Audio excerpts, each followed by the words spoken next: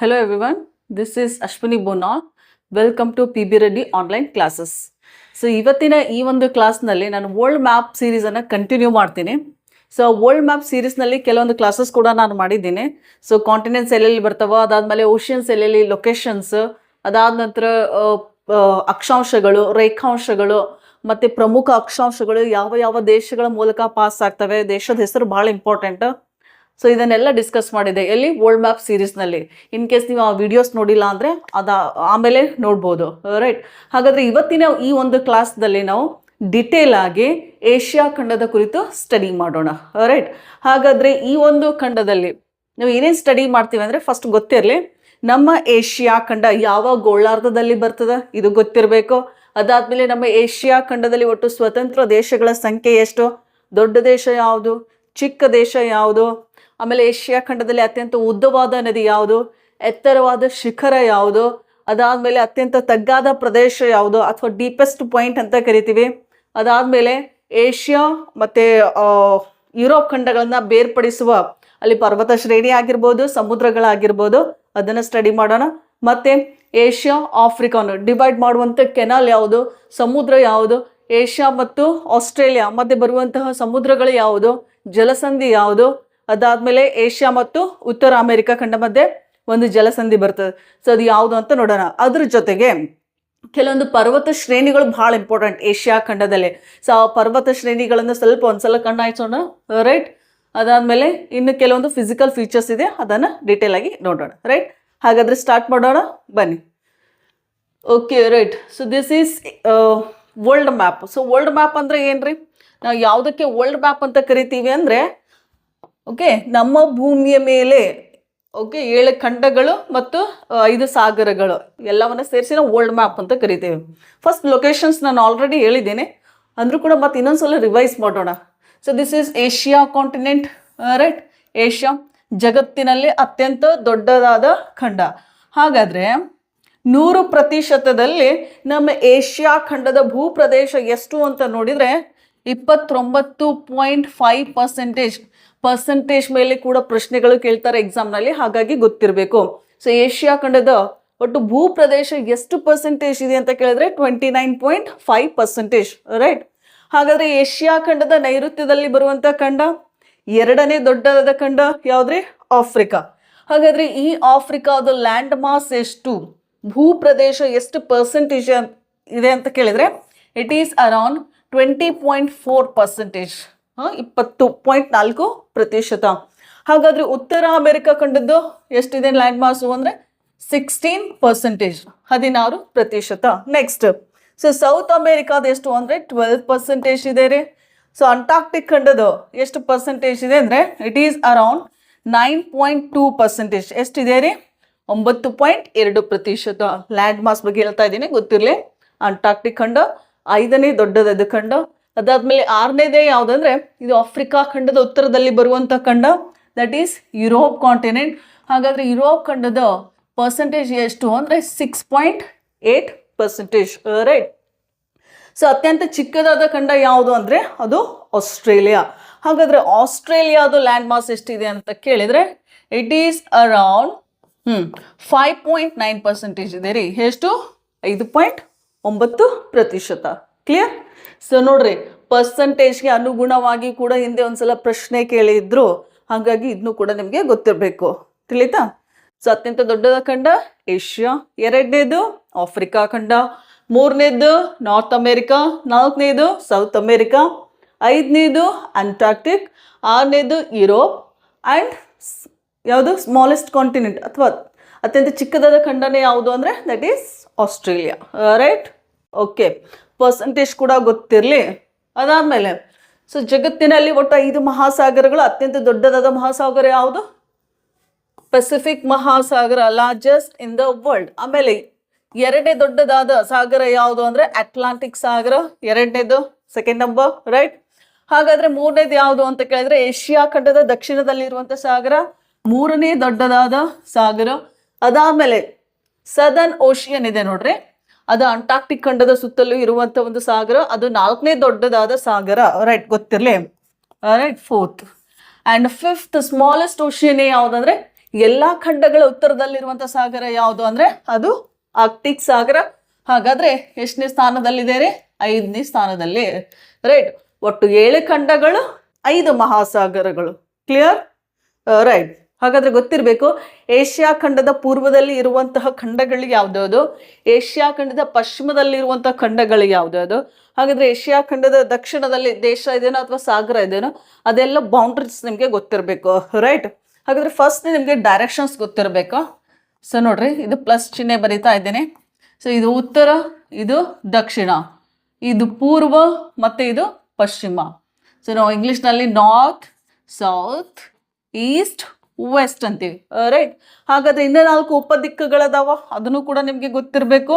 So ಇದನ್ನು north East ಅಂತ ಕರಿತೀವಿ, ನಾರ್ತ್ ಈಸ್ಟ್. ಕರೆಕ್ಟಾ? ಇದನ್ನು ಸೌತ್ ಈಸ್ಟ್ ಅಂತ ಕರಿತೀವಿ, ಇದನ್ನು ಸೌತ್ ವೆಸ್ಟ್ ಅಂತ ಕರಿತೀವಿ, ಇದನ್ನು ನಾರ್ತ್ ವೆಸ್ಟ್.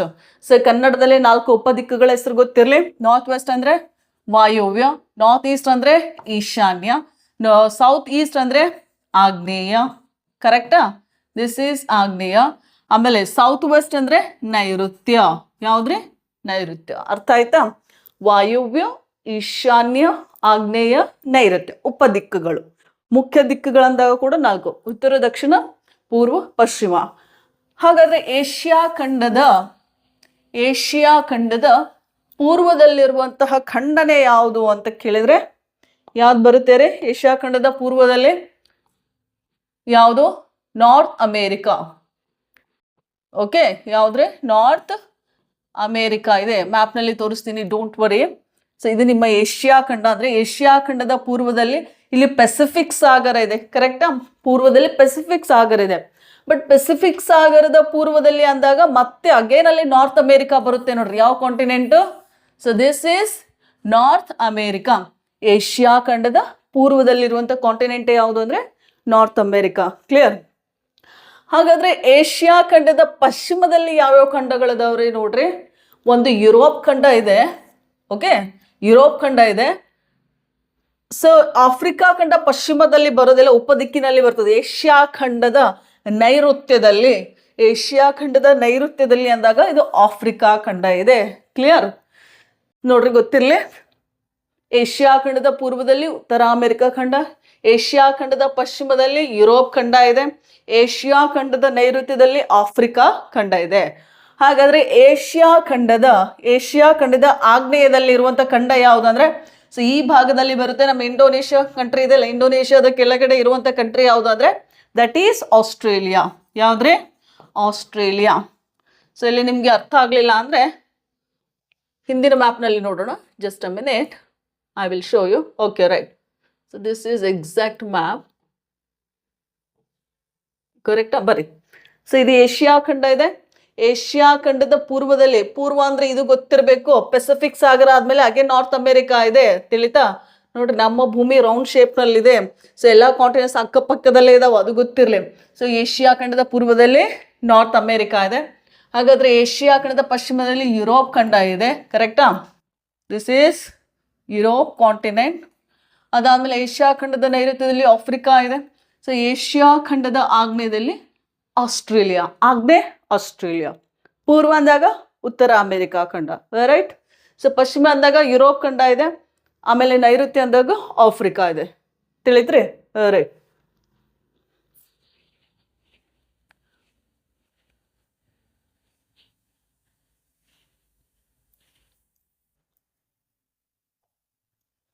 ನೆಕ್ಸ್ಟ್ ಹೋಗೋಣ. Next slide ಬನ್ನಿಲ್ಲಿ.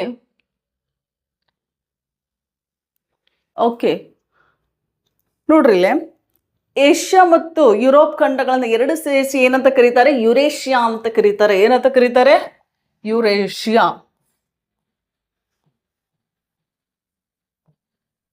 ಏನಂತ ಕರೀತಾರೆ? ಯುರೇಷಿಯಾ. ಯಾಕೆ 2 ಖಂಡಗಳನ್ನ ಸೇರಿಸಿ ಯುರೇಷಿಯಾ ಅಂತ ಕರೀತಾರೆ ಅಂತ ಕೇಳಿದ್ರೆ, ನೋಡ್ರಿ, ನಮ್ಮ ಎಲ್ಲ ಭೂಖಂಡಗಳು, ಭೂಮಿಯ ಮೇಲೆ ಇರುವಂತಹ 7 ಖಂಡಗಳು ಆಸ್ಟೆನೋಸ್ಫಿಯರ್ ಅಂತ ಕರಿತೀವಿ. ಆ ಲೇಯರ್ಸ್ ಮೇಲೆ ತೇಲಾಡ್ತಾ ಇದ್ದಾವೆ. ರೈಟ್. ಹಾಗಾದ್ರೆ ಆ ಒಂದು ವಲಯದಲ್ಲಿ ತೇಲಾಡೋದ್ರಿಂದ ಈ ಏಷ್ಯಾ ಮತ್ತು ಯುರೋಪ್ ಖಂಡ ಬೇರೆ ಬೇರೆ ಭೂ ಪ್ರದೇಶ ಅಲ್ಲ, ಬೇರೆ ಬೇರೆ ಪ್ಲೇಟ್ಸ್ ಅಲ್ಲ, ಭೂಭಾಗ ಅಲ್ಲ.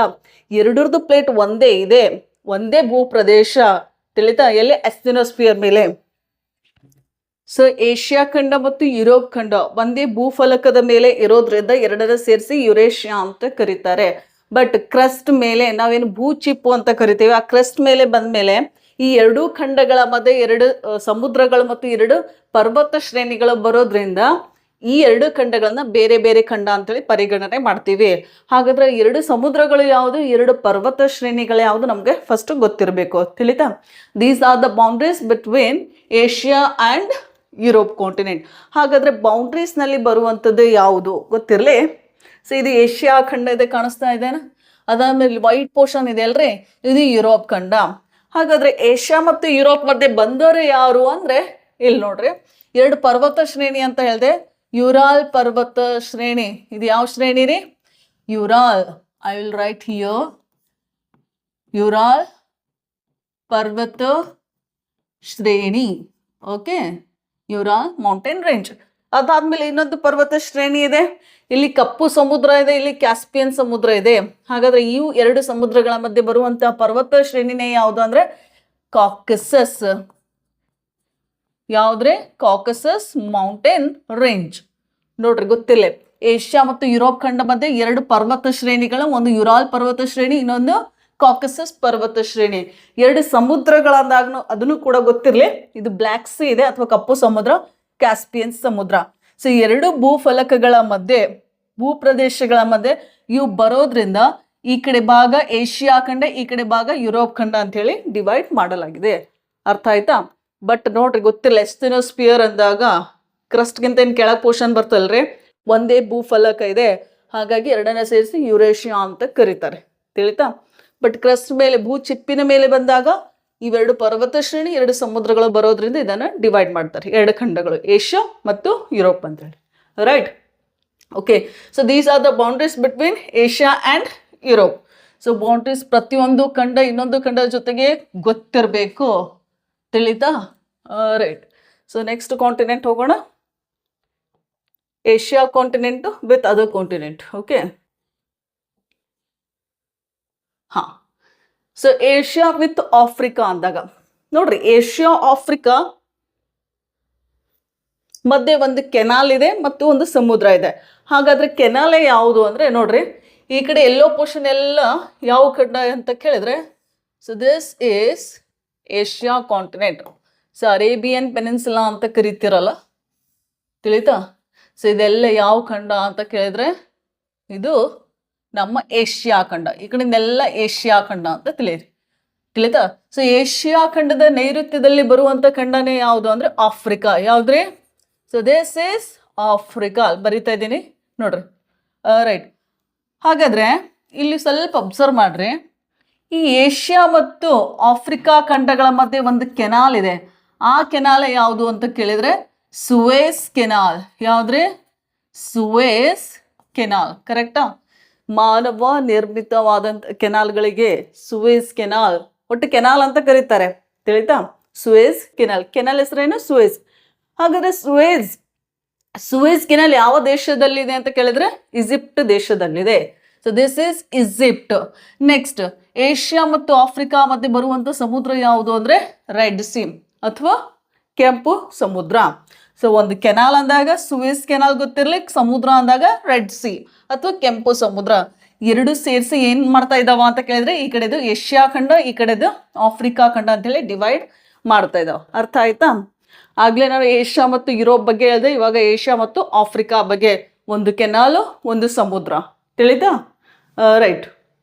ಸೊ ನೋಡ್ರಿ, ಈ ಭಾಗ ಭಾಳ ಇಂಪಾರ್ಟೆಂಟ್, ಎಕ್ಸಾಮ್ಸ್ ಭಾಳ ಕೇಳ್ತಾರೆ ಈ ಪ್ರದೇಶದಲ್ಲಿಂದ. ಸುವೇಸ್ ಕೆನಾಲ್ ಗೊತ್ತಿರಲಿ. ಓಕೆ, ಇದೇನು ಟ್ರಯಾಂಗಲ್ ಶೇಪ್ ನಿಮ್ಗೆ ಕಾಣಿಸ್ತಾ ಇದೆ ಅಲ್ರಿ, ಲೈಕ್ ದಿಸ್. ಇದಕ್ಕೆ ಏನಂತ ಕರೀತಾರೆ ಅಂದ್ರೆ ಸಿನಾಯಿ ಪೆನಿನ್ಸುಲಾ ಅಂತ ಕರೀತಾರೆ. ಸಿನಾಯಿ ಪೆನಿನ್ಸುಲಾ ಅಂದ್ರೆ ಈಜಿಪ್ಟದ ಪ್ರದೇಶ, ಅದು ಭೂಪ್ರದೇಶ. ಪೆನಿನ್ಸುಲಾ ಅಂದ್ರೆ ಗೊತ್ತಿರ್ಬೇಕ್ರಿ, 3 ಸೈಡ್ ವಾಟರ್ ಇರುತ್ತೆ, 1 ಸೈಡ್ ನೆಲ ಇರ್ತದೆ ನೋಡ್ರಿ. ಓಕೆ, ಆ ಒಂದು ಪಾರ್ಟಿಗೆ ಏನಂತ ಕರೀತಾರೆ ಅಂದ್ರೆ ಪೆನಿನ್ಸುಲಾ ಅಂತ ಕರೀತಾರೆ. ಸೊ ಇದು ಯಾವ ಪೆನಿನ್ಸುಲಾ ರೀ? ಇದು ಸಿನಾಯಿ ಪೆನಿನ್ಸುಲಾ. ಈಗ ನೋಡ್ರಿ, ನಮ್ಮ ಭಾರತವು ಕೂಡ ಪರ್ಯಾಯ ದ್ವೀಪ ಅಂತ ಕರಿತೀವಿ. ಯಾಕಂದ್ರೆ ಪರ್ಯಾಯ ಯಾಕೆ ಬಳಸ್ತೀವಿ ಆ ಶಬ್ದ ಅಂದ್ರೆ, ಸೊ ನೋಡ್ರಿ, ಇದು ಭಾರತ ದಕ್ಷಿಣ ಭೂಪ್ರದೇಶ ಅಂತ ತಿಳ್ಕೊಳ್ಳಿ. ಈ ಕಡೆ ಅರಬ್ಬಿ ಸಮುದ್ರ ಇದೆ, ಇಲ್ಲಿ ಬೇ ಆಫ್ ಬೆಂಗಾಲ್ ಇದೆ ಅಥವಾ ಬಂಗಾಳ ಕೊಲ್ಲಿ. ಸೊ ಭಾರತ ದಕ್ಷಿಣದಲ್ಲಿ ಇಂಡಿಯನ್ ಓಷಿಯನ್ ಇದೆ. ಸೊ 3 ಸೈಡ್ ಏನಿದೆ ರೀ, ವಾಟರ್ ಇದೆ. ಆಮೇಲೆ ಮೇಲೆ ಹೋದಂಗೆ ನೆಲ ಇದೆ, ಅಂದ್ರೆ ಬೇರೆ ದೇಶಗಳು ಬರ್ತಾವ. ಸೊ ಈ ಒಂದು ಭೌಗೋಳಿಕ ಲಕ್ಷಣವನ್ನ ಏನಂತ ಕರೀತಾರೆ, ಪರ್ಯಾಯ ದ್ವೀಪ. ಓಕೆ, ಪರ್ಯಾಯ ದೇಶ ಅಂತ ಕರೀತಾರೆ. ಅರ್ಥ ಆಯ್ತಾ? ಸೊ ಪರ್ಯಾಯ ಶಬ್ದ ಬಂತು ಅಂದ್ರೆ 3 ಸೈಡ್ ವಾಟರ್, 1 ಸೈಡ್ ಏನಿರ್ತದೆ, ನೆಲ ಇರ್ತದೆ ಅಂತ ತಿಳ್ಕೊಬೇಕು. Right. So this is Sinai peninsula. ಗೊತ್ತಿರಲಿ, ಸಿನಾಯಿ ಪೆನಿನ್ಸುಲಾ ಅಂದ್ರೆ it belongs to Egypt country. ತಿಳಿತಾ? ಓಕೆ, ಇಲ್ಲಿ ಸ್ಮಾಲ್ ಶೇಪ್ ನೋಡ್ರಿ, ಇದನ್ನೇ ನಾ ಇಲ್ಲಿ ಝೂಮ್ ಮಾಡಿ ತೋರಿಸಿದ್ದೀನಿ. ಈ ಪ್ರದೇಶವನ್ನ ಇಲ್ಲಿ ಝೂಮ್ ಮಾಡಿ ತೋರಿಸ್ತಾ ಇದ್ದೀನಿ, ಬನ್ನಿ. ರೈಟ್. ಸೊ ಈ ಪ್ರದೇಶದಲ್ಲೇ ಬರುತ್ತೆ ಯಾವುದು, ಸುವೇಸ್ ಕೆನಾಲ್. Very important canal. ಜಗತ್ತಿನಲ್ಲಿ ನೋಡ್ರಿ ಅತಿ ಬಿಸಿಯೆಸ್ಟ್ ಕೆನಾಲ್ಗಳಲ್ಲಿ ಕೂಡ ಇದು ಒಂದು. ಯಾವುದು, ಸುವೇಸ್ ಕೆನಾಲ್. ನೋಡ್ರಿ ಯುರೋಪಿನಲ್ಲಿರುವಂಥ ದೇಶಗಳು ಏಷ್ಯಾದೊಂದಿಗೆ ವ್ಯಾಪಾರ ಮಾಡಬೇಕು ಅಂದ್ರೆ, ಹಡಗಿನ ಮೂಲಕ ವ್ಯಾಪಾರ ಮಾಡ್ಬೇಕಂದ್ರೆ ಅತ್ಯಂತ ಪ್ರಮುಖವಾದ ಕೆನಾಲ್ ಯಾವುದು ಅಂದ್ರೆ ಅದು ಸುವೇಸ್ ಕೆನಾಲ್. ಇಲ್ಲಿ ಮೆಡಿಟರೇನಿಯನ್ ಸಿ ಇದೆ. ರೈಟ್.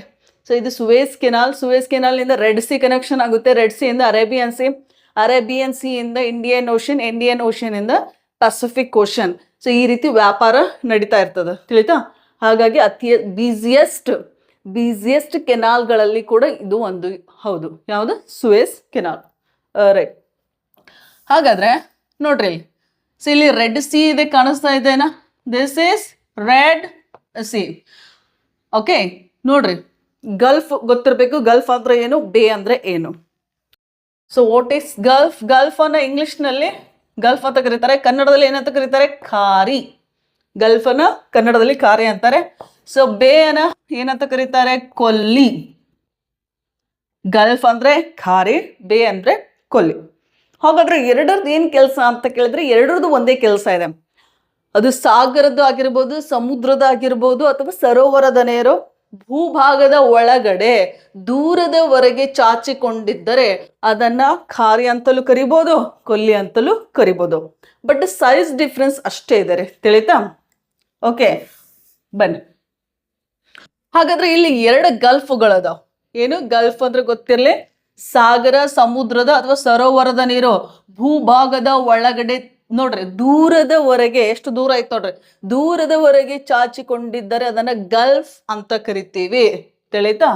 ಇದು ಯಾವ ಗಲ್ಫ್ ಅಂದ್ರೆ this is gulf of Suez. ಹೆಸರೇನ್ರಿ? Gulf of Suez. ಮೇಲ್ಗಡೆ ಯಾವ್ದಿದೆ, ಇಲ್ಲಿ ಸುವೇಜ್ ಕೆನಾಲ್ ಇದೆ. ಕೆಳಗಡೆ ಯಾವ ಗಲ್ಫ್ ಇದೆ ಅಂತ ಕೇಳಿದ್ರೆ, ಓಕೆ, ಗಲ್ಫ್ ಆಫ್ ಸುವೇಜ್ ಅಥವಾ ಸುವೇಜ್ ಗಲ್ಫ್ ಇದೆ ಅಂತ ತಿಳ್ಕೊಳ್ಳಿ. Okay, right. ಅದೇ ನೋಡ್ರಿ, ಮತ್ತೆ ಇಲ್ಲಿ ರೈಟ್ ಸೈಡಿಗೆ ಗಲ್ಫ್ ಆಫ್ ಅಕಾಬಾ ಅಂತ ಇದೆ ನೋಡ್ರಿ. ಇಲ್ಲಿ ಕಾಣಿಸ್ತಾ ಇದೆನಾ? ಇಲ್ಲಿನೂ ವಾಟರ್ ಬಾಡಿ ಇದೆ. This is gulf of Aqaba. Right. ಯಾವ್ದ್ರಿ ಅದು? Gulf of Aqaba. ಇದು ಗಲ್ಫ್ ಆಫ್ ಸುವೇಸ್ ಇದೆ, ಇದು ಗಲ್ಫ್ ಆಫ್ ಅಕಾಬಾ ಇದೆ. Gulf of Aqaba, gulf of Suez. Clear? Right. Very very good. But ಇದು ಯಾವ ಪ್ರದೇಶ? ಸಿನಾಯಿ ಪೆನಿನ್ಸುಲಾ ಯಾವ ದೇಶಕ್ಕೆ ಸಂಬಂಧಿಸಿದ್ದು ಅಂತ ಕೇಳಿದ್ರೆ ಈಜಿಪ್ಟ್ ದೇಶಕ್ಕೆ ಸಂಬಂಧಿಸಿರುವಂತ ಒಂದು ಭೂ ಪ್ರದೇಶ. ಬಟ್ ನೋಡ್ರಿ, ನಾವು ನಮ್ಮ ಏಷ್ಯಾ ಖಂಡದಲ್ಲಿ ಟ್ರಾನ್ಸ್ ಕಾಂಟಿನೆಂಟಲ್ ಕಂಟ್ರೀಸ್ ಅಂದಾಗ 5 ಓದ್ತೀವಿ. ಏನು ಟ್ರಾನ್ಸ್ ಕಾಂಟಿನೆಂಟಲ್ ಕಂಟ್ರೀಸ್ ಅಂದ್ರೆ ಒಂದು ದೇಶ 2 ಖಂಡಗಳಲ್ಲಿ ಭೂ ಪ್ರದೇಶ ಹಂಚಿಕೆ ಆಗಿರ್ತದೆ. ಅಂತ ದೇಶಗಳನ್ನ ಟ್ರಾನ್ಸ್ ಕಾಂಟಿನೆಂಟಲ್ ಕಂಟ್ರೀಸ್ ಅಂತ ಕರಿತೀವಿ. ರೈಟ್. ಸೊ ಏಷ್ಯಾದಲ್ಲಿ 5 ಅದಾವ, ಆಮೇಲೆ ಹೇಳ್ತೀನಿ ಅಂತ. ಹಾಗಾದ್ರೆ ಆಫ್ರಿಕಾ ಖಂಡದಲ್ಲಿ ಟ್ರಾನ್ಸ್ ಕಾಂಟಿನೆಂಟಲ್ ಕಂಟ್ರಿನೇ ಯಾವುದು ಅಂದ್ರೆ ಈಜಿಪ್ಟ್ ದೇಶ. ಯಾವ್ದ್ರೆ? ಈಜಿಪ್ಟ್ ದೇಶ. ಸಂಪೂರ್ಣವಾಗಿ ಆಫ್ರಿಕಾ ಖಂಡದಲ್ಲಿ ಇಲ್ಲ, ಅದ್ರ ಸ್ವಲ್ಪ ಭಾಗ ಏಷ್ಯಾ ಖಂಡಕ್ಕೂ ಕೂಡ ಸಂಬಂಧಿಸಿದೆ. ಸೊ ಸುವೇಸ್ ಕೆನಾಲ್ ಇಲ್ಲಿ ನಿರ್ಮಾಣ ಮಾಡ್ತಾರೆ. ಹಾಗಾದ್ರೆ ಈ ಸಿನಾಯಿ ಪೆನಿನ್ಸುಲಾ ಅಥವಾ ಈಜಿಪ್ಟ್ನ ಭೂ ಪ್ರದೇಶ ಅದು ಏಷ್ಯಾ ಅಂಡರ್ನ ಬರ್ತದೆ. ತಿಳಿತಾ? ಹಾಗಾಗಿ ಈಜಿಪ್ಟ್ ದೇಶವನ್ನ ಟ್ರಾನ್ಸ್ ಕಾಂಟಿನೆಂಟಲ್ ಕಂಟ್ರಿ ಅಂತ ಕರೀತಾರೆ. So this is gulf of Suez, this is gulf of Aqaba. ಅರ್ಥ ಆಯ್ತಾ? ರೈಟ್. ಹಾಗಾದ್ರೆ ಸುವೇಸ್ ಕೆನಾಲ್ ಹೇಳಿ, ಸುವೇಸ್ ಕೆನಾಲ್ ಯಾವ 2 ಸಮುದ್ರಗಳನ್ನು ಒಂದುಗೂಡಿಸುತ್ತದೆ ಅಂತ ಏನಾದ್ರೂ ಎಕ್ಸಾಮ್ ನಲ್ಲಿ ಪ್ರಶ್ನೆ ಬಂದ್ರೆ, ಇಲ್ಲಿ ಮೆಡಿಟರೇನಿಯನ್ ಸಮುದ್ರ ಇದೆ ಅಂದ್ರೆ ಆಫ್ರಿಕಾ ಖಂಡದ ಉತ್ತರದಲ್ಲಿ ಮೆಡಿಟರೇನಿಯನ್ ಸಮುದ್ರ ಇದೆ. ರೈಟ್. ಹಾಗಾದ್ರೆ ಆಫ್ರಿಕಾ ಖಂಡದ ಈಶಾನ್ಯದಲ್ಲಿ ಇರುವಂತ ಸಮುದ್ರ ಯಾವುದು? ಇದು ರೆಡ್ ಸಿ ಇದೆ ಅಥವಾ ಕೆಂಪು ಸಮುದ್ರ ಇದೆ. ಸೊ 2 ಸಮುದ್ರಗಳನ್ನ ಕನೆಕ್ಷನ್ ಮಾಡುವಂತ ಕೆನಾಲೆ ಯಾವುದು ಅಂದ್ರೆ ಅದು ಸುವೇಸ್ ಕೆನಾಲ್. ತಿಳಿತಾ? ರೈಟ್. ಹಾಗಾದ್ರೆ ಮುಂದೆ ಹೋಗೋಣ ಬನ್ನಿ. Very important. ಇಲ್ಲೊಂದು ಥಿಂಗ್ ಅಂಡರ್ಸ್ಟ್ಯಾಂಡ್ ಮಾಡಿ, ಈ ಗಲ್ಫ್ ಆಫ್ ಅಕಾಬಾಕ್ಕೆ ಹತ್ತಿಕೊಂಡಿರುವ ದೇಶಗಳು ಅಥವಾ ಬಾರ್ಡರ್ ಕಂಟ್ರೀಸ್ ಯಾವ್ದ್ಯಾವುದು, ಇದನ್ನು ಕೂಡ ಕೇಸ್ ಎಕ್ಸಾಮ್ಗೆ ಒಂದ್ಸಲ ಕೇಳಿದ್ರು, ಹಾಗಾಗಿ ಗೊತ್ತಿರಲಿ. ಗಲ್ಫ್ ಆಫ್ ಅಕಾಬಾ ಅಂದಾಗ ಯಾವ ಭೂ ಪ್ರದೇಶಗಳು ಅದಕ್ಕೆ ಟಚ್ ಆಗಿವೆ ಅಂದಾಗ ಫಸ್ಟ್ ಕಂಟ್ರಿನ ಇದು ಯಾವ್ದು, ಇದು ಈಜಿಪ್ಟ್ ದೇಶ ಇದೆ, ಕಾಣಿಸ್ತಾ ಇದೆನಾ, ಸಿನಾಯಿ ಪೆನಿಸುಲಾ ಅಂತ ಹೇಳಿದೆ ಅಲ್ಲ. ಸೊ ದಿಸ್ ಈಸ್ ಈಜಿಪ್ಟ್ ಬರುತ್ತೆ. ಅದಾದ್ಮೇಲೆ ಇಸ್ರೇಲ್ ಬರುತ್ತೆ. ಯಾವ ದೇಶ ರೀ, ಇಸ್ರೇಲ್ ಕೂಡ ಭೂಭಾಗಕ್ಕೆ ಅಂಟಿಕೊಂಡಿದೆ, ಯಾವುದು, ಗಲ್ಫ್ ಆಫ್ ಅಕಾಬಾ, ರೈಟ್. ಅದಾದ್ಮೇಲೆ ಜೋರ್ಡಾನ್ ಬರುತ್ತೆ ನೋಡ್ರಿ. ಅದಾದ್ಮೇಲೆ ಸೌದಿ ಅರೇಬಿಯಾ ಕಾಣಿಸ್ತಾ ಇದೆನಾ. ಅರೇಬಿಯನ್ ಕಂಟ್ರೀಸ್ನಲ್ಲೇ ಯಾವುದು ಅಂದರೆ Saudi Arabia. So 4 countries they border with gulf of Aqaba. ಅರ್ಥ ಆಯ್ತಾ? ಗಲ್ಫ್ ಆಫ್ ಅಕಾಬಾ ಗೊತ್ತಿಲ್ಲ, Egypt, Israel, Jordan, Saudi Arabia. ತಿಳಿತಾ? ನಾರ್ತ್ ಅಮೇರಿಕಾ ಯಾವ್ದ್ರಿ, Asia with North America. So Asia ಖಂಡ ಮತ್ತು ಉತ್ತರ ಅಮೇರಿಕಾ ಖಂಡದ ಮಧ್ಯದಲ್ಲಿ ಬರುವಂಥ ಬೌಂಡ್ರೀಸೇ ಯಾವುದು ಅಂದರೆ ಒಂದೇ ಒಂದು ಸ್ಮಾಲ್ ಸ್ಟ್ರೇಟ್ ಇದೆ ಅಥವಾ ಜಲಸಂಧಿ ಇದೆ. ಅದು ಯಾವುದು ಅಂದರೆ ಬೇರಿಂಗ್ ಸ್ಟ್ರೀಟ್, ಬೇರಿಂಗ್ ಜಲಸಂಧಿ. ನೋಡ್ರಿ ಕಾಣಿಸ್ತಾ ಇದೆನಾ ಮ್ಯಾಪು. ಓಕೆ, ನಾನು ಆಗಲೇ ಹೇಳಿದೆ, ಇದೇನು ಗ್ರೀನ್ ಕಲರ್ ಪೋರ್ಷನ್ ಕಾಣಿಸ್ತಾ ಇದೆ ಅಲ್ರಿ, ಇದು ಯಾವ ಖಂಡ ಅಂದರೆ ಇದು ಏಷ್ಯಾ ಖಂಡ ಇದೆ. ತಿಳಿತಾ?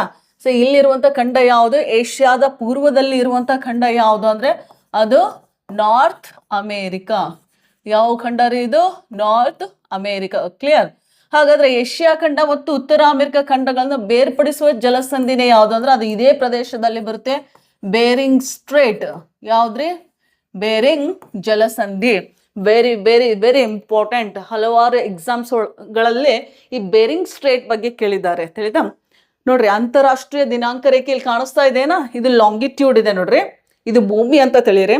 ಭೂಮಿಯ ಮುಂದ್ಗಡೆ 0 ಡಿಗ್ರಿ ಲಾಂಗಿಟ್ಯೂಡ್ ಇದ್ರೆ, ಫಾರ್ ಎಕ್ಸಾಂಪಲ್ ಇಲ್ಲಿ ನೋಡ್ರಿ, ಸೊ ಭೂಮಿಯ ಮುಂದ್ಗಡೆ 0 ಡಿಗ್ರಿ ಲಾಂಗಿಟ್ಯೂಡ್ ಇದ್ರೆ ಭೂಮಿಯ ಹಿಂದ್ಗಡೆ ಅಥವಾ ಈ 0 ಡಿಗ್ರಿ ರೇಖಾಂಶದ ಹಿಂದೆ ಇರುವಂತಹ ಲಾಂಗಿಟ್ಯೂಡ್ ಯಾವುದು ಅಂದ್ರೆ 180 ಡಿಗ್ರಿ ರೇಖಾಂಶ. ತಿಳಿತಾ?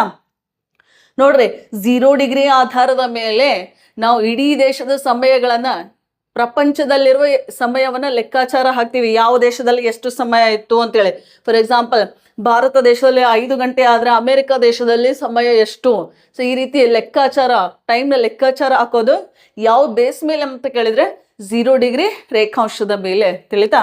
ಸೊ 0 ಡಿಗ್ರಿ ಹಿಂದ್ಗಡೆ ಇರುವಂತಹ ರೇಖಾಂಶ ಯಾವುದು ಅಂದ್ರೆ 180 ಡಿಗ್ರಿ ರೇಖಾಂಶ. ಇದನ್ನ ಅಂತಾರಾಷ್ಟ್ರೀಯ ದಿನಾಂಕ ರೇಖೆ ಅಂತ ಕರೀತಾರೆ. ಅಂತಾರಾಷ್ಟ್ರೀಯ ದಿನಾಂಕ ರೇಖೆ. I'll write here, this is called ಅಂತಾರಾಷ್ಟ್ರೀಯ ದಿನಾಂಕ ರೇಖೆ. ರೈಟ್? ಹಾಗಾದ್ರೆ 0 ಡಿಗ್ರಿಗೆ ಏನಂತ ಕರೀತಾರೆ ಅಂದ್ರೆ GMT ಅಂತ ಕರೀತಾರೆ, ಅಂದ್ರೆ ಗ್ರೀನ್ವಿಚ್ ಮೀನ್ ಟೈಮ್ ಅಂತ ಕರೀತಾರೆ. ಸೊ ಇದರ ಒಂದು ಸಹಾಯದಿಂದ ಟೈಮ್ ಕ್ಯಾಲ್ಕುಲೇಷನ್ ಮಾಡ್ತೇವೆ. 180 ಡಿಗ್ರಿ ರೇಖಾಂಶದಿಂದ ದಿನವನ್ನು ಲೆಕ್ಕಾಚಾರ ಹಾಕ್ತೀವಿ. ಹಾಗಾದ್ರೆ ಇದೇ 180 ಡಿಗ್ರಿ ರೇಖಾಂಶ ಎಲ್ಲಿದೆ ಅಂತ ಕೇಳಿದ್ರೆ ಇನ್ ಬಿಟ್ವೀನ್ ಏಷ್ಯಾ ಮತ್ತು ಉತ್ತರ ಅಮೆರಿಕ ಖಂಡದ ಮಧ್ಯೆ ಈ ಲೈನ್ ಇದೆ. ಯಾವುದು? 180 degree. This is 180 degree longitude. ಗೊತ್ತಿರಲಿ, ರೈಟ್? ಹಾಗಾದ್ರೆ 180 ಡಿಗ್ರಿ ಈ ರೇಖಾಂಶ ಯಾವ ಜಲಸಂಧಿಗೆ ಸಮೀಪವಿದೆ ಅಂತ ಒಂದ್ಸಲ ಪ್ರಶ್ನೆ ಮಾಡಿದ್ರು. ಹಾಗಾದ್ರೆ ಯಾವ ಜಲಸಂಧಿ ರೀ ಅದು? ಬೇರಿಂಗ್ ಜಲಸಂಧಿಗೆ ಸಮೀಪದಲ್ಲಿರುವಂತಹ ರೇಖಾಂಶ ಯಾವುದು? 180 ಡಿಗ್ರಿ. ರೈಟ್? ಸೊ 180 ಡಿಗ್ರಿ ಗೊತ್ತಿರಲಿ, ಅದು ಕಂಪ್ಲೀಟ್ ಆಗಿ ಪೆಸಿಫಿಕ್ ಸಾಗರದ ಮೂಲಕ ಹಾದು ಹೋಗಿದೆ. ಭೂ ಪ್ರದೇಶಗಳನ್ನು ತಪ್ಪಿಸಲು ಓಕೆ ನೀರಿನ ಮೂಲಕ ಅಥವಾ ಶಾಂತ ಮಹಾಸಾಗರದ ಮೂಲಕ ಅದು ಎಳೆಯಲಾಗಿದೆ ಆ ರೇಖೆ. ಯಾಕಂತ ಹೇಳಿ ಮತ್ತೆ ಸೆಪ್ರೇಟ್ ವಿಡಿಯೋ ಮಾಡ್ತೀನಿ ಅದ್ರ ಮೇಲೆ. ರೈಟ್? ಸೊ ಇದು ಏಷ್ಯಾ ಮತ್ತು ಉತ್ತರ ಅಮೆರಿಕ ಖಂಡದ ಬೌಂಡ್ರೀಸ್. ಗೊತ್ತಿರಲಿ ಯಾವುದು? ಸ್ಟ್ರೇಟ್ ಯಾವುದು? Bearing straight. ಇಲ್ಲಿದೆ ನೋಡ್ರಿ, ಬೇರಿಂಗ್ ಸ್ಟ್ರೇಟ್.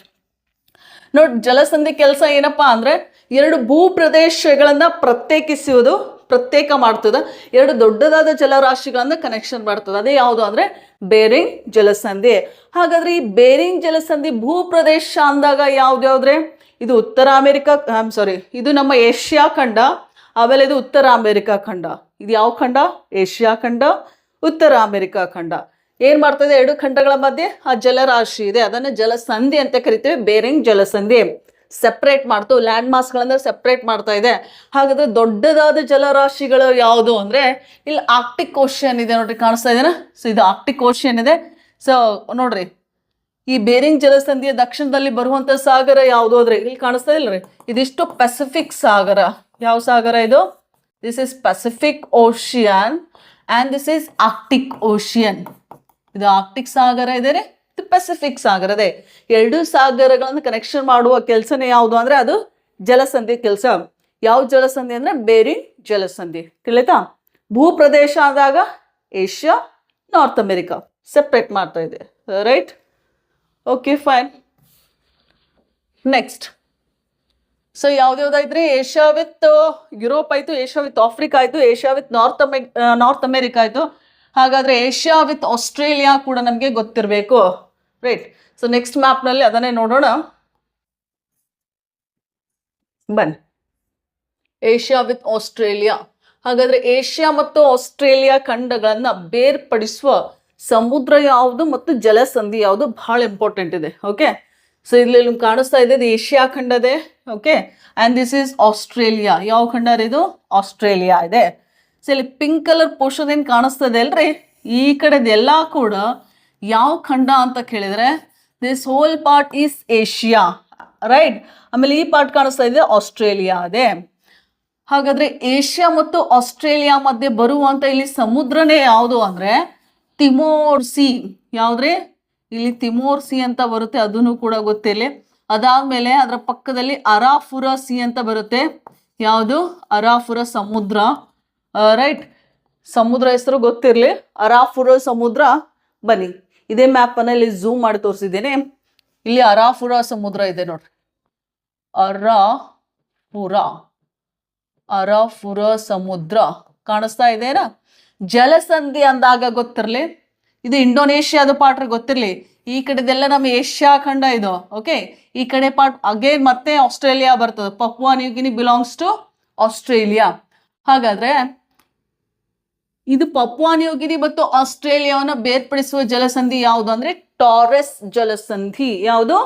ಟಾರೆಸ್. ಗೊತ್ತಿರಲಿ, ಅಟ್ಲಾಸ್ ಇದ್ರೆ ಅದರಲ್ಲಿ ನೀವು ಮಾರ್ಕ್ ಮಾಡ್ಕೋಬೇಕು, ಟಾರೆಸ್ ಜಲಸಂಧಿ. ತಿಳಿತಾ? ನೋಡ್ರಿ, ಇನ್ನೊಂದ್ಸಲ ಕೇಳ್ತಾ ಇದ್ದೀನಿ.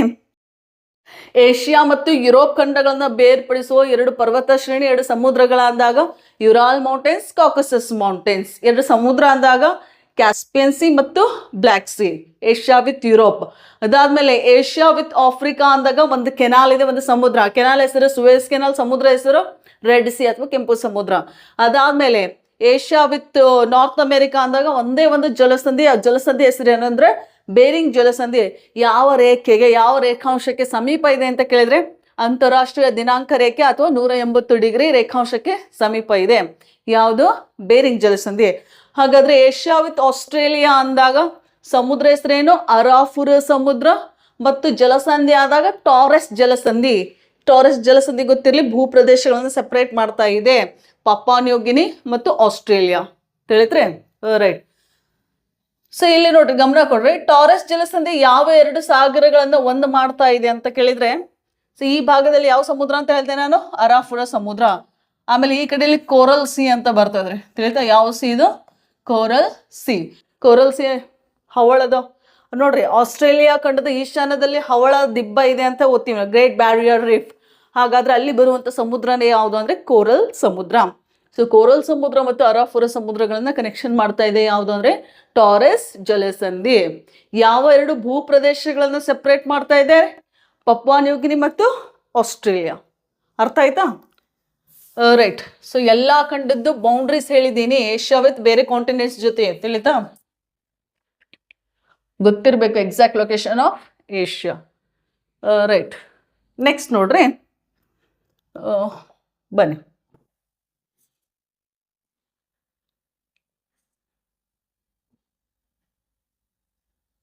ಓಕೆ, ಹಾಗಾದ್ರೆ ನಮ್ಮ ಏಷ್ಯಾ ಖಂಡದಲ್ಲಿ ಅತ್ಯಂತ ಎತ್ತರವಾದ ಶಿಖರ ಯಾವುದು? ಯಾವುದ್ರೆ ಏಷ್ಯಾ ಖಂಡದ ಅತ್ಯಂತ ಎತ್ತರವಾದ ಶಿಖರ? ಬರೀ ಏಷ್ಯಾ ಖಂಡದ ಅಷ್ಟೇ ಅಲ್ರಿ, ಇಡೀ ಜಗತ್ತಿನಲ್ಲಿ ಎತ್ತರವಾದ ಶಿಖರ ಅಂದ್ರೂ ಕೂಡ ಯಾವುದು? Mount Everest. So mount Everest ಎಲ್ಲಿದೆ ರೇ? ನಮ್ಮ ಭಾರತ ದೇಶದಲ್ಲಿದೆನಾ? ಇಲ್ಲ.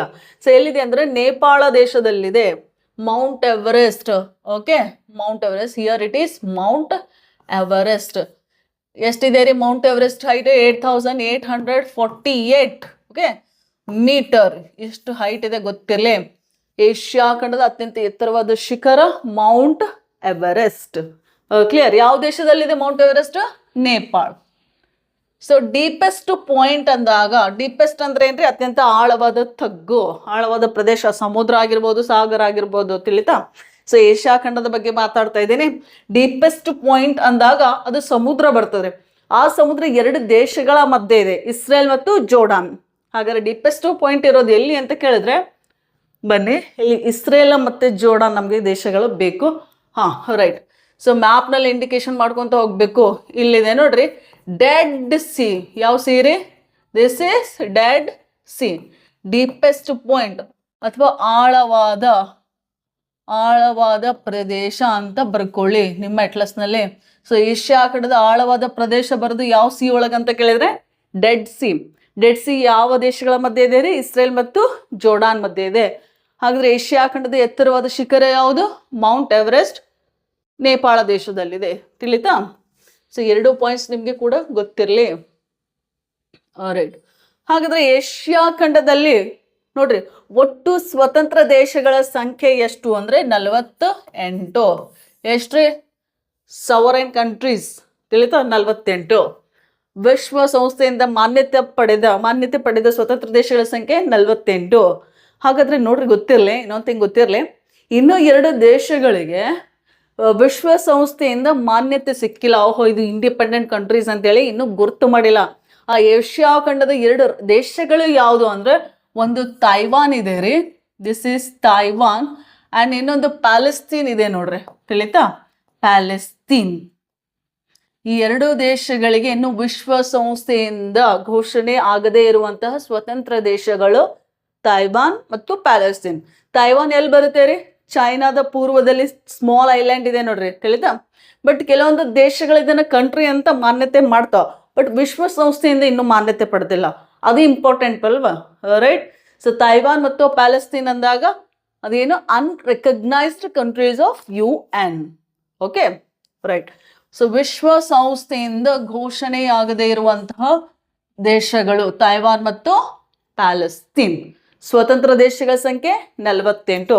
ಹಾಗಾದ್ರೆ 48 ಸ್ವತಂತ್ರ ದೇಶಗಳಲ್ಲಿ ಅತ್ಯಂತ ದೊಡ್ಡ ದೇಶನೇ ಯಾವುದು ಅಂದ್ರೆ, ನಮ್ಮ ಏಷ್ಯಾ ಖಂಡದ ಅತ್ಯಂತ ಉತ್ತರದಲ್ಲಿರುವ ದೇಶ, ಜಗತ್ತಿನಲ್ಲಿ ಅತ್ಯಂತ ನೋಡ್ರಿ ದೊಡ್ಡದಾದ ದೇಶ ಯಾವುದು ಅಂದ್ರೆ ಅದು ರಷ್ಯಾ. ತಿಳಿತ್ರಿ? ಸೊ ಏಷ್ಯಾ ಖಂಡದಲ್ಲೂ ಕೂಡ ದೊಡ್ಡದಿದೆ, ಜಗತ್ತಿನಲ್ಲೂ ಕೂಡ ದೊಡ್ಡದಿದೆ. ವಿಸ್ತೀರ್ಣದಲ್ಲಿ ಹೇಳ್ತಾ ಇದ್ದೀನಿ, ಗೊತ್ತಿರಲಿ, ವಿಸ್ತೀರ್ಣದಲ್ಲಿ. ರೈಟ್. ಹಾಗಾದ್ರೆ ಈ 48 ದೇಶಗಳಲ್ಲಿ ಚಿಕ್ಕ ದೇಶ ಯಾವುದು? ಏಷ್ಯಾ ಖಂಡದಲ್ಲಿ ಅತ್ಯಂತ ಚಿಕ್ಕ ದೇಶ ಯಾವುದು ಅಂದ್ರೆ ಮಾಲ್ದೀವ್ಸ್. ಯಾವ್ದ್ರೆ? ಮಾಲ್ದೀವ್ಸ್ ಗೊತ್ತಿರಲಿ. ಚಿಕ್ಕ ಚಿಕ್ಕ ದ್ವೀಪಗಳು ಮಾಲ್ದೀವ್ಸ್. ನೋಡ್ರಿ, ಒಂದಕ್ಕಿಂತ ಹೆಚ್ಚು ದ್ವೀಪಗಳು ಇದ್ರೆ ಅದನ್ನ ಏನಂತ ಕರಿತೀವಿ? ದ್ವೀಪ ಸಮೂಹ ಅಂತೀವಿ. ಬಟ್ ಇಂಗ್ಲಿಷ್ನಲ್ಲಿ ಒಂದು ಪರ್ಟಿಕ್ಯುಲರ್ ವರ್ಡ್ ಇದೆ, ಅದನ್ನ ಆರ್ಕಿಪೆಲಾಗೋ ಅಂತ ಕರೀತಾರೆ. ಯಾವ ಪೆಲಾಗೋ? ಆರ್ಕಿಪೆಲಾಗೋ. ಗೊತ್ತಿರಲಿ. Group of islands is known as archipelago. ತಿಳಿತಾ? ಸೊ ಏಷ್ಯಾ ಖಂಡದಲ್ಲಿ ಅತ್ಯಂತ ದೊಡ್ಡ ದೇಶ ರಷ್ಯಾ, ಏಷ್ಯಾ ಖಂಡದಲ್ಲಿ ಅತ್ಯಂತ ಚಿಕ್ಕ ದೇಶ ಮಾಲ್ದೀವ್ಸ್. ತಿಳಿತಾ? ಹಾಗಾದ್ರೆ ಈ ಮಾಲ್ದೀವ್ಸ್ ಯಾವ ಸಾಗರದಲ್ಲಿ ಅದಾವ್ರಿ? ದ್ವೀಪಗಳು ಯಾವ ಸಾಗರ? ನಮ್ಮ ಏಷ್ಯಾ ಖಂಡದ ದಕ್ಷಿಣದಲ್ಲಿ ಬರುವಂತ ಸಾಗರ ಯಾವುದು? Indian ocean. ಯಾವ ಓಷಿಯನ್ ರೀ? Indian ocean. ಅಂದ್ರೆ ಹಿಂದೂ ಮಹಾಸಾಗರದಲ್ಲಿ ಬರುವಂತಹ ಒಂದು ಇಂಡಿಪೆಂಡೆಂಟ್ ಕಂಟ್ರಿ, ಇಂಡಿಪೆಂಡೆಂಟ್ ಆರ್ಕಿಪೆಲಾಗೋ ಕಂಟ್ರಿನೇ ಯಾವುದು ಅಂದ್ರೆ that is Maldives and smallest country of Asia. ಅರ್ಥ ಆಯ್ತಾ? Right, good. ಹಾಗಾದ್ರೆ ಇದೇ ನಮ್ಮ ಏಷ್ಯಾ ಖಂಡವನ್ನ ಕಂಟ್ರೀಸ್ಗಳನ್ನ ಸೊ ರಾಜಕೀಯವಾಗಿ ಕ್ಲಾಸಿಫಿಕೇಶನ್ ಮಾಡ್ತೀವಿ. ಯಾವ್ಯಾವ ರೀತಿ ಅಂದ್ರೆ, ಪೂರ್ವ ಏಷ್ಯಾ ಅಂದ್ರೆ ಏಷ್ಯಾದ ಪೂರ್ವದಲ್ಲಿ ಬರುವಂತ ದೇಶಗಳು, ಗೊತ್ತಿರಲಿ, ಪೂರ್ವ ಏಷ್ಯಾ ಅಂತ ಕ್ಲಾಸಿಫಿಕೇಶನ್ ಮಾಡ್ತೀವಿ. ಅದಾದ್ಮೇಲೆ ದಕ್ಷಿಣ ಏಷ್ಯಾ, ಆಮೇಲೆ ನೋಡ್ರಿ ಈ ಕಡೆ ಆಗ್ನೇಯ ಏಷ್ಯಾ, ಕರೆಕ್ಟಾ? ಆಮೇಲೆ ನೋಡ್ರಿ ಮಧ್ಯ ಏಷ್ಯಾ. Okay, right. ಪಶ್ಚಿಮ ಏಷ್ಯಾ. ಯಾವ ಏಷ್ಯಾ ರೀ? ಪಶ್ಚಿಮ ಏಷ್ಯಾ ಅಂತೇಳಿ ಕ್ಲಾಸಿಫಿಕೇಶನ್ ಮಾಡ್ತಾರೆ. ಸೊ ಅಂದ್ರೆ ಯಾವ್ಯಾವ ಕಂಟ್ರೀಸ್ ಏಷ್ಯಾದ ಯಾವ್ಯಾವ ಖಂಡದ ಅಂದ್ರೆ ಯಾವ್ಯಾವ ಕಂಟ್ರೀಸ್ ಏಷ್ಯಾ ಖಂಡದ ದಿಕ್ಕಿನಲ್ಲಿ ಬರ್ತಾವ ಅಂತೇಳಿ. ಪೂರ್ವ ಏಷ್ಯಾ, ದಕ್ಷಿಣ ಏಷ್ಯಾ, ಆಗ್ನೇಯ ಏಷ್ಯಾ, ಮಧ್ಯ ಏಷ್ಯಾ ಮತ್ತು ಪಶ್ಚಿಮ ಏಷ್ಯಾ ಅಂತೇಳಿ. ಸೊ ಈ ರೀತಿ ಕ್ಲಾಸಿಫಿಕೇಶನ್ ಮಾಡ್ತಾರೆ ಕಂಟ್ರೀಸ್ ಲೊಕೇಶನ್ ತಿಳ್ಕೊಬೇಕು ಅಂದ್ರೆ, ತಿಳಿತಾ?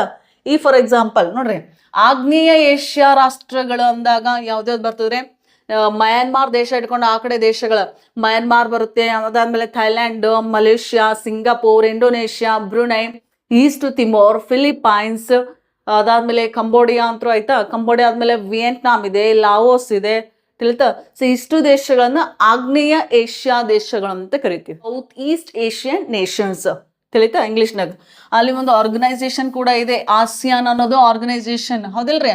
Association of south east Asian Nations.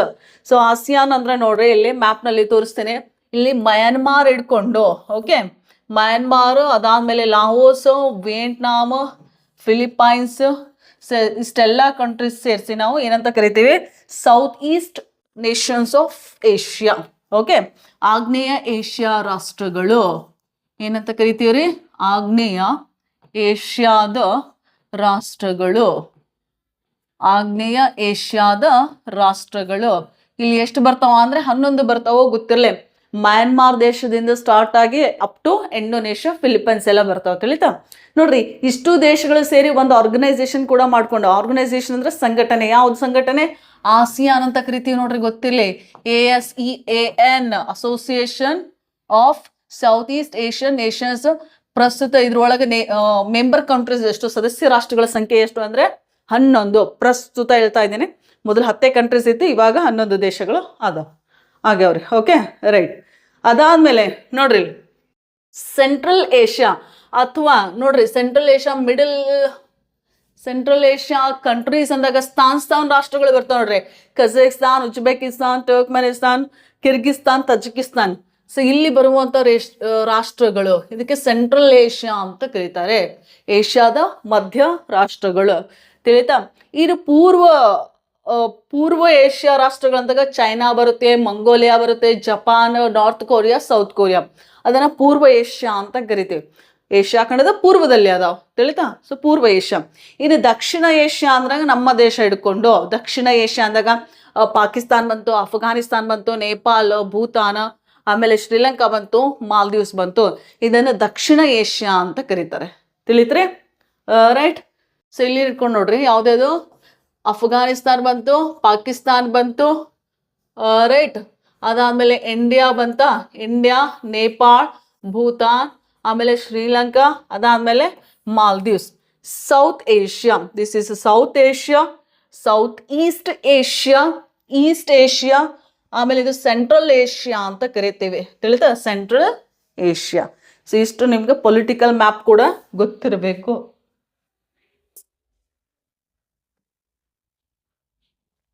ಇಲ್ಲಿನ ಅರೇಬಿಯನ್ ಕಂಟ್ರೀಸ್ ಬರ್ತಾವಲ್ರಿ, Saudi Arabia, Yemen, Oman, UAE, Qatar, Bahrain, Kuwait. So ಇದನ್ನ ಮಿಡಲ್ ಈಸ್ಟ್ ಕಂಟ್ರೀಸ್ ಅಂತ ಕರೀತಾರೆ.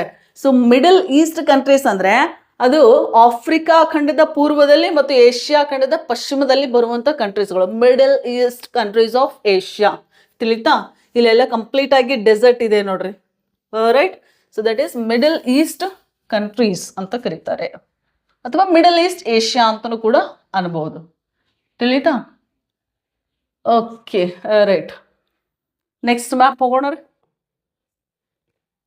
One more important. ಸೊ ಈ ನೋಡ್ರಿ, ಏಷ್ಯಾ ಖಂಡದಲ್ಲಿ ಅತ್ಯಂತ ಆಳವಾದ ಸರೋವರ ಯಾವುದು ಅಂದ್ರೆ ಬೈಕಲ್ ಸರೋವರ. ಕಾಣಿಸ್ತಾ ಇದೆ ರೀ, ಬೈಕಲ್ ಸರೋವರ ಇಲ್ಲೇ ಇದೆ. ಅದು ಕಂಪ್ಲೀಟ್ ಆಗಿ ರಷ್ಯಾ ದೇಶದಲ್ಲಿದೆ. ಬೈಕಲ್ ಸರೋವರ, ಯಾವ ಸರೋವರ ರೀ? ಬೈಕಲ್ ಸರೋವರ. ವಿಶೇಷತೆ ಏನು? Deepest lake. ಡೀಪೆಸ್ಟ್ ಅಂದ್ರೆ ಆಳವಾದ ಸರೋವರ, ಆಳವಾದ ಸರೋವರ, ತಿಳಿತ್ರಿ? ಹಾಗಾದ್ರೆ ನೋಡ್ರಿ, ಏಷ್ಯಾ ಖಂಡದ ಅತ್ಯಂತ ದೊಡ್ಡದಾದ ಸರೋವರ ಯಾವುದು ಅಂದ್ರೆ ಕ್ಯಾಸ್ಪಿಯನ್ ಸರೋವರ ಹೇಳ್ಬೇಕು. ಯಾವುದು? ಕ್ಯಾಸ್ಪಿಯನ್ ಸಮುದ್ರ. ಏನಿದು ವಿಶೇಷತೆ? ಕ್ಯಾಸ್ಪಿಯನ್ ಸಮುದ್ರ ಬಂತು ಅಂದ್ರೆ ಏಷ್ಯಾದ ದೊಡ್ಡದಾದ ಸರೋವರ, ದೊಡ್ಡದಾದ ಸರೋವರ ಯಾವುದು? ಕ್ಯಾಸ್ಪಿಯನ್ ಸರೋವರ. ನೋಡಿ, ಕ್ಯಾಸ್ಪಿಯನ್ ಸರೋವರ ಅದು ಆಕ್ಚುಲಿ ಸರೋವರ ಇದ್ರೂ ಕೂಡ ಅದನ್ನ ಸಮುದ್ರ ಅಂತ ಕರೀತಾರೆ. ಕಾರಣ ಅಂದ್ರೆ ಸಮುದ್ರದ ಲಕ್ಷಣಗಳನ್ನು ಹೊಂದಿರುವುದರಿಂದ ಅದನ್ನು ನೋಡ್ರಿ, ಸರೋವರ ಇದ್ರೂ ಕೂಡ ಸಮುದ್ರ ಅಂತ ಕರಿತೀವಿ, ತಿಳಿತಾ?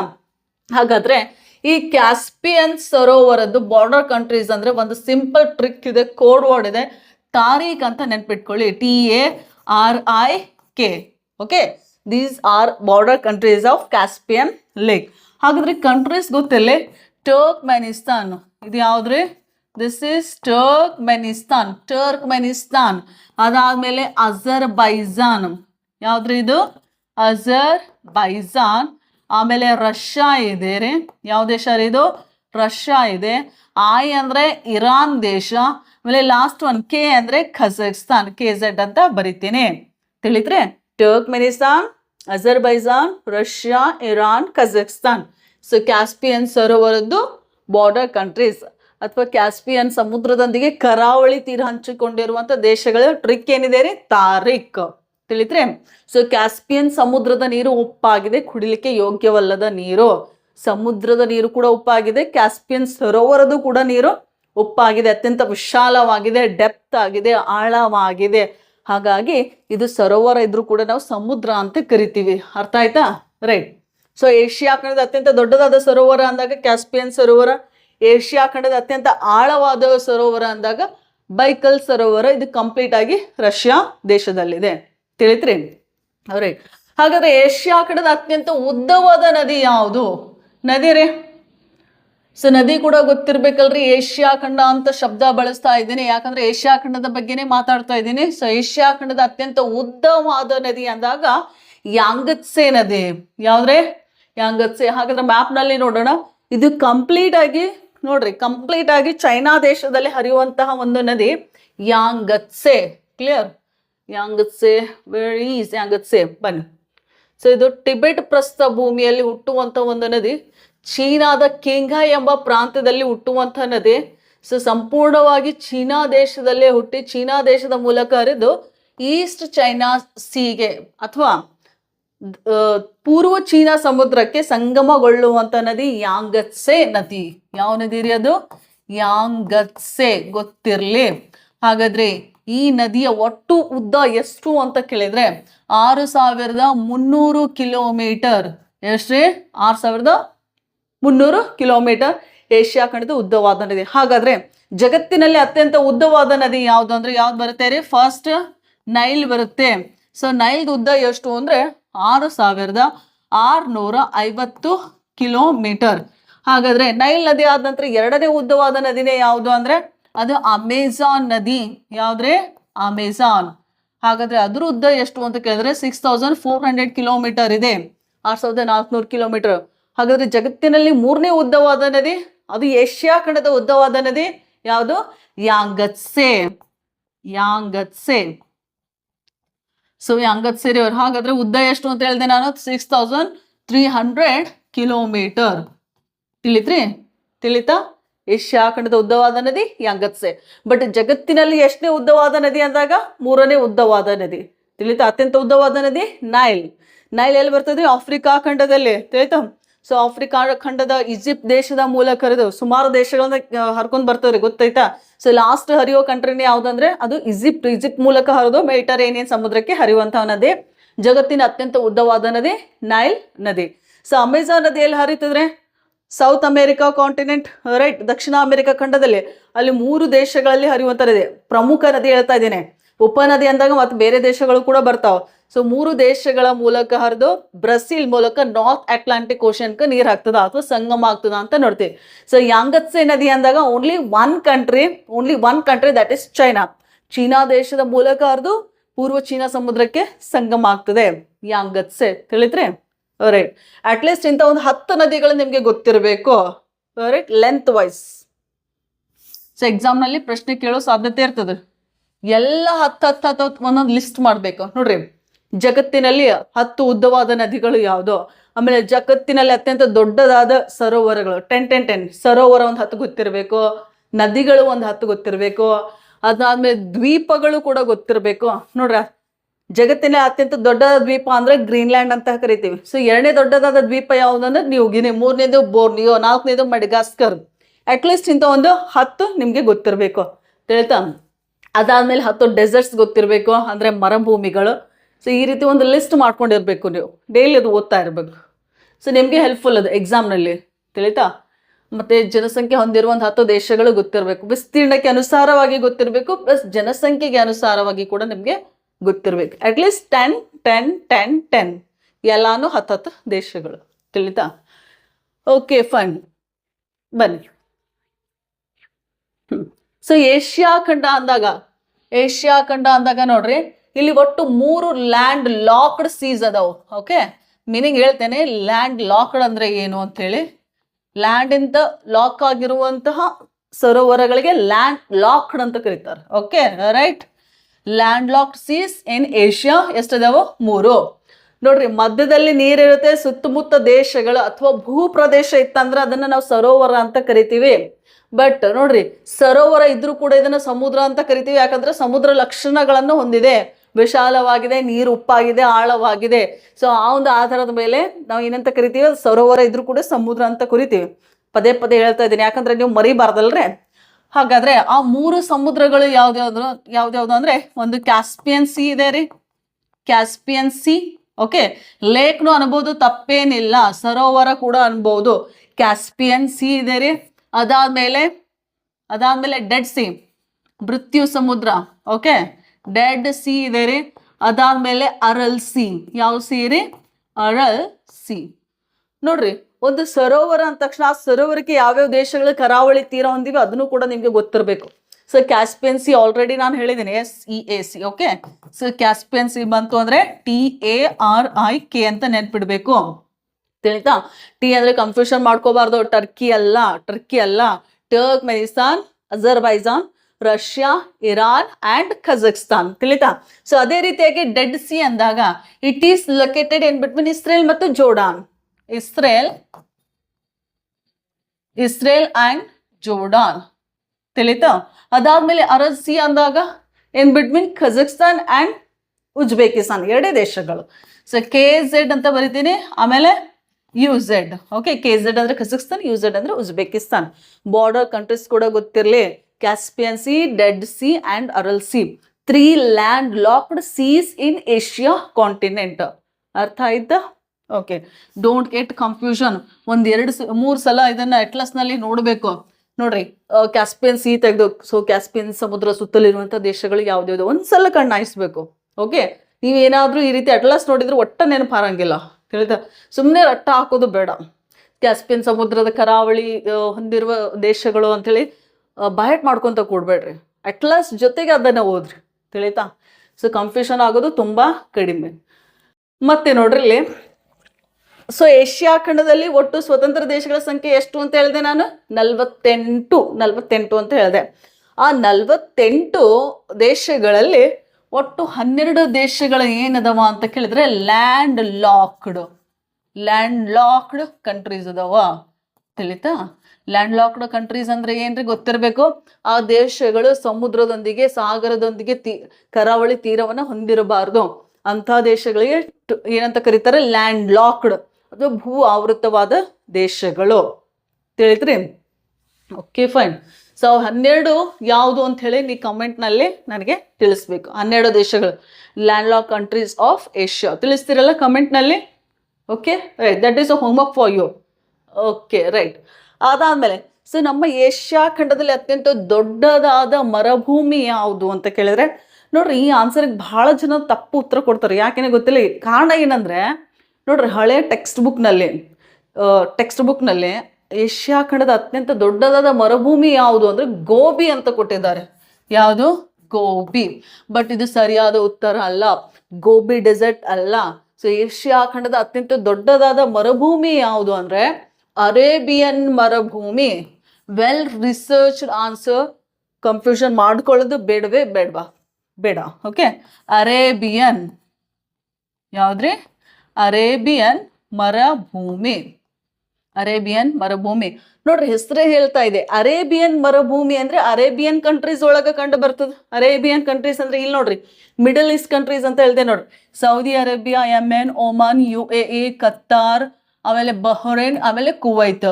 ಸೊ ಈ ಏರಿಯಾಸ್ಗಳಲ್ಲಿ, ಈ ದೇಶಗಳಲ್ಲಿ ಹರಡಿರುವಂತಹ ಮರುಭೂಮಿ ಯಾವುದು ಅಂದ್ರೆ ಅರೇಬಿಯನ್ ಮರುಭೂಮಿ ಏಷ್ಯಾ ಖಂಡದ ಅತ್ಯಂತ ದೊಡ್ಡದಾದ ಮರುಭೂಮಿ, ನೋ ಡೌಟ್. ಓಕೆ, ಹಾಗಾದ್ರೆ ಈ ಮರುಭೂಮಿಯ ಒಟ್ಟು ವಿಸ್ತೀರ್ಣ ಎಷ್ಟು ಅಂತ ಕೇಳಿದ್ರೆ ಸುಮಾರು 23 ಲಕ್ಷ ಚದರ kilometre.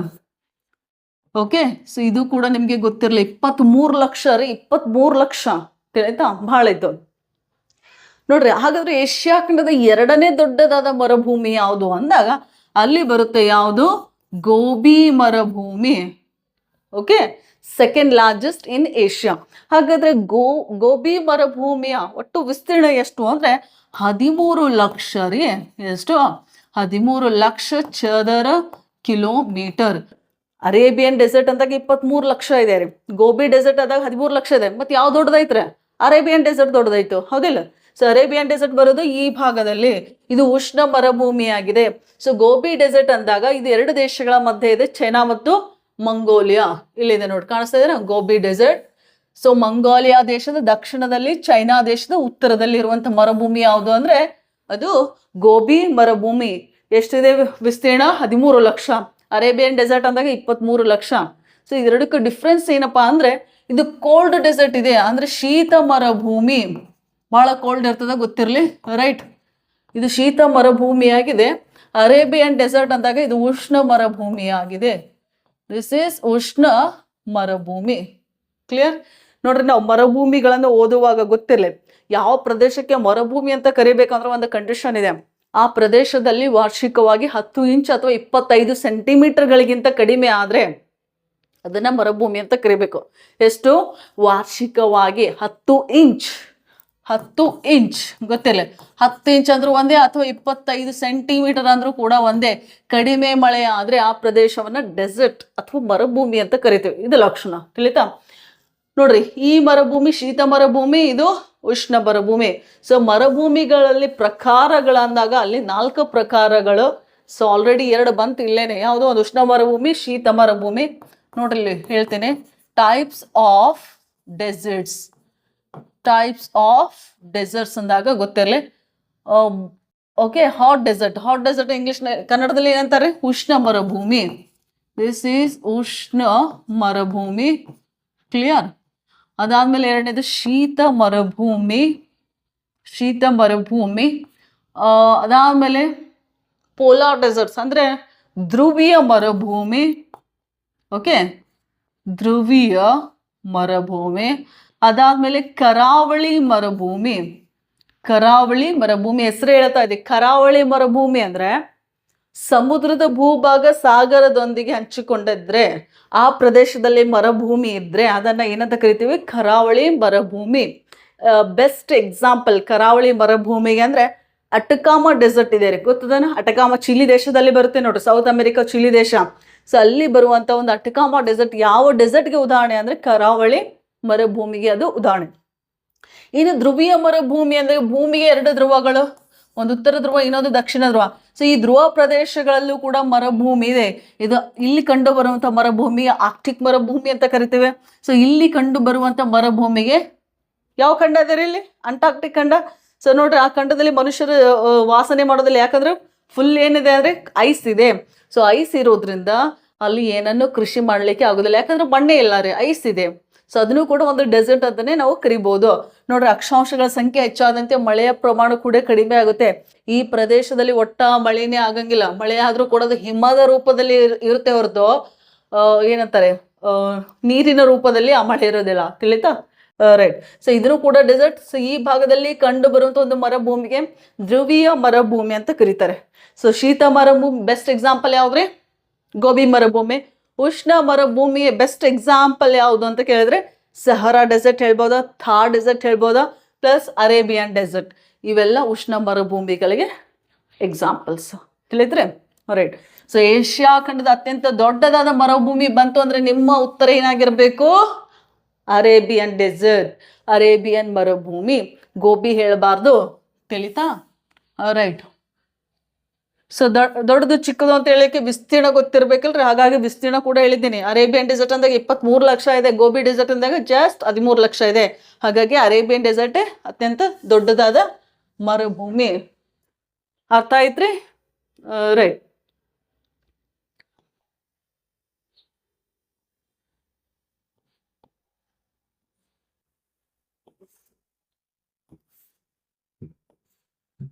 This is very important ನೋಡ್ರಿ.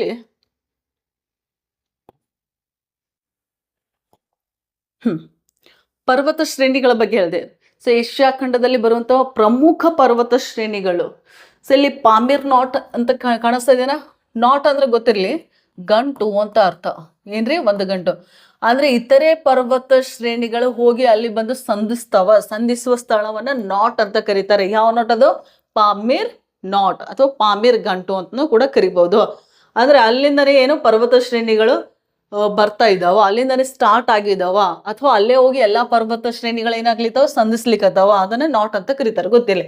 ಸೊ ಇಲ್ಲಿಂದ ನೋಡ್ರಿ, ಸೊ ಒಂದು ಅಫ್ಘಾನಿಸ್ತಾನಕ್ಕೆ ಒಂದು ಪರ್ವತ ಶ್ರೇಣಿ ಹೋಗುತ್ತೆ. ಸೊ ಆ ಪರ್ವತ ಶ್ರೇಣಿ ಹೆಸರು ಏನಪ್ಪಾ ಅಂದ್ರೆ ಹಿಂದೂ ಕುಶ್ ಅಂತ ಕರಿತೀವಿ. ಅಫ್ಘಾನಿಸ್ತಾನದಲ್ಲಿ ಹಿಂದೂ ಕುಶ್. ಇದ್ರದ್ದೇ ಒಂದು ಬ್ರಾಂಚ್ ಪಾಕಿಸ್ತಾನಕ್ಕೆ ಹೋಗುತ್ತೆ ರೀ, ಅದು ಸುಲೇಮಾನ್ ಅಂತ ಕರಿತೀವಿ. ಎಂತ ಶ್ರೇಣಿ ಅದು? ಸುಲೇಮಾನ್ ಪರ್ವತ ಶ್ರೇಣಿ. ಎಲ್ಲಿದೆ ರೀ? ಇದು ಪಾಕಿಸ್ತಾನದಲ್ಲಿದೆ. ಸುಲೇಮಾನ್ ಪರ್ವತ ಶ್ರೇಣಿ ಅವರಲ್ಲಿ ಕೊಟ್ಟಿಲ್ಲ, ನಾನೇ ಬರಿತಾ ಇದ್ದೇನೆ. And Sulaiman range is a part of Hindu Kush. Hindu ಕುಶ್ದೇ ಒಂದು ಎಕ್ಸ್ಟೆನ್ಷನ್ ಪಾರ್ಟ್ ಯಾವುದು ಅಂದ್ರೆ ಸುಲೇಮಾನ್ ಪರ್ವತ ಶ್ರೇಣಿ. ಅದಾದ್ಮೇಲೆ ಈ ಪಾಮೀರ್ ನಾಟ್ಲಿಂದ ಕಾರಕೋರಂ ಪರ್ವತ ಶ್ರೇಣಿ ಕೂಡ ಬರುತ್ತೆ ನೋಡ್ರಿ, ಕಾರಕೋರಂ. ಅದಾದ್ಮೇಲೆ ನಮ್ಮ ಗ್ರೇಟ್ ಹಿಮಾಲಯ, ಹಿಮಾಚಲ್ ಹಿಮಾಲಯ, ಅದನ್ನು ಕೂಡ ಇಲ್ಲೇ ಬರುತ್ತೆ ನೋಡ್ರಿ. ಎಲ್ಲಿಂದ? ಪಾಮೀರ್ ನಾಟ್ ಇಂದಾನೆ ಸ್ಟಾರ್ಟ್ ಅದು. Okay, so this is great Himalaya. ಅದಾದ್ಮೇಲೆ ಕುನ್ಲುನ್ ಶಾ, ಇದು ಕಂಪ್ಲೀಟ್ ಆಗಿ ಚೀನಾ ದೇಶದಲ್ಲಿದೆ. ಕುನ್ಲುನ್ ಶಾ, ಇದ್ರದ್ದು ಲೆಂತ್ ಎಷ್ಟು ಅಂದ್ರೆ ಇಫ್ ಯು ವಾಂಟ್ 3000 ಕಿಲೋಮೀಟರ್. ಎಷ್ಟಿದೆ ರೀ? 3000 ಕಿಲೋಮೀಟರ್. ಕಂಪ್ಲೀಟ್ ಆಗಿ ಚೈನಾ ದೇಶದಲ್ಲಿದೆ ಕುನ್ಲುನ್ ಶಾ. ತಿಳಿತಾ? ಆಮೇಲೆ ತಿಯಾನ್ ಶಾ ಗೊತ್ತಿರ್ಲಿ. ತಿಯಾನ್ ಶಾದ ಒಟ್ಟು ಉದ್ದ ಎಷ್ಟು ಅಂದ್ರೆ 2500 ಕಿಲೋಮೀಟರ್. ಅದು ಎಲ್ಲಿಂದ ಬರ್ತಾ ಇದೆ? ಪಾಮೀರ್ ನಾಟ್ ಇಂದಾನೆ ಬರ್ತಾ ಇದೆ. ಗೊತ್ತಿರ್ಲಿ. ಲೆಂತ್ ಅಷ್ಟು 2500 ಕಿಲೋಮೀಟರ್.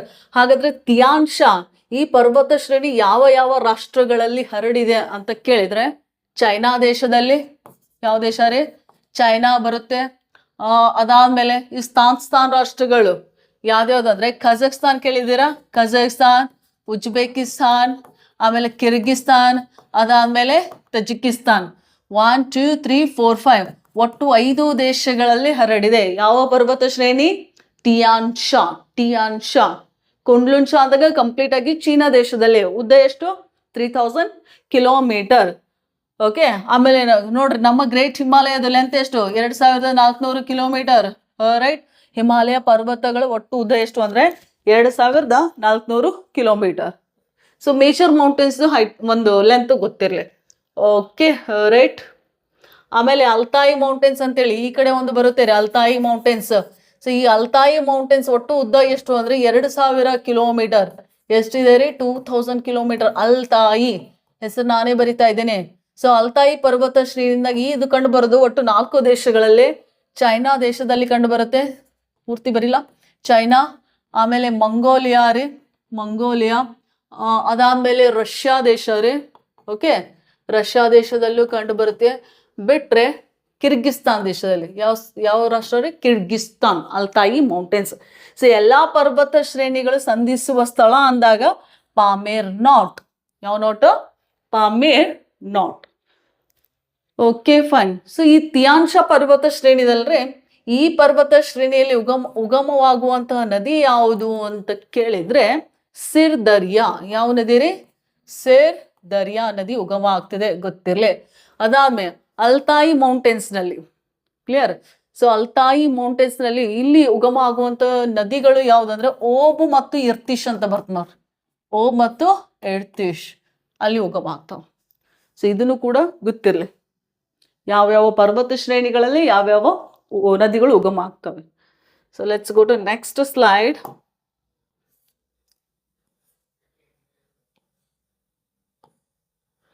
ಓಕೆ, ಸೊ ಇದಿಷ್ಟು ಇನ್ಫಾರ್ಮೇಶನ್ ಯಾವ ಖಂಡದ ಬಗ್ಗೆ ಅಂದ್ರೆ ಏಷ್ಯಾ ಖಂಡದ ಬಗ್ಗೆ. ಇನ್ನು ಏಷ್ಯಾ ಖಂಡದ ನೋಡಿ ಫಿಸಿಕಲ್ ಫೀಚರ್ಸ್ ಆಫ್ ಏಷ್ಯಾ ಅಂತ ಅದೊಂದು ವಿಡಿಯೋ ಮಾಡ್ಬೇಕು ನಾನು.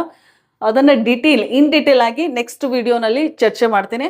ಸೊ ಈ ಒಂದು ವಿಡಿಯೋ ನಿಮಗೆ ಇಷ್ಟವಾದರೆ ದಯವಿಟ್ಟು ಲೈಕ್ ಮಾಡಿ, ಶೇರ್ ಮಾಡಿ, ಮತ್ತು ಇನ್ನೂ ನಮ್ಮ ಚಾನಲ್ಗೆ ಸಬ್ಸ್ಕ್ರೈಬ್ ಆಗದೇ ಇದ್ರೆ ದಯವಿಟ್ಟು ಸಬ್ಸ್ಕ್ರೈಬ್ ಆಗಿ ಅಂತ ಹೇಳ್ತಾ ಮತ್ತೆ ಮುಂದಿನ ಕ್ಲಾಸ್ನಲ್ಲಿ ಸಿಗ್ತೀನಿ. ಧನ್ಯವಾದಗಳು.